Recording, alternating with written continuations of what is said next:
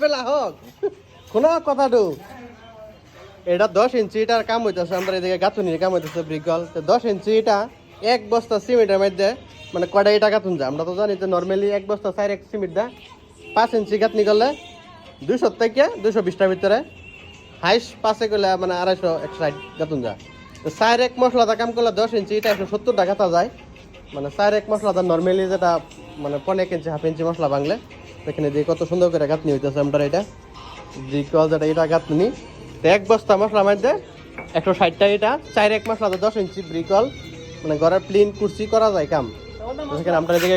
গাঁথনি হইতেছে গাঁথনির কাজ চলতেছে আপনারা চাইলে এই ধরনের কাজ করতে পারেন ইটার হিসাবটা মানে এক বস্তা সিমেন্টের 4 এক মশলা দা আপনারা মিনিমাম কাম করতে পারবেন 160টা এটা আর যদি 5 ইঞ্চি এটা গাঁথনি করেন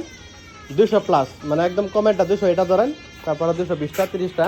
গাঁথতে পারা যায় মানে একদম কম মশলা মানে মিডিয়াম মশলা 5 ইঞ্চি ওলার গাঁথনির এটা মানে প্র্যাকটিক্যালি হিসাব আমরা যেটা রাজমিস্ত্রির হিসাব মানে একটা এটা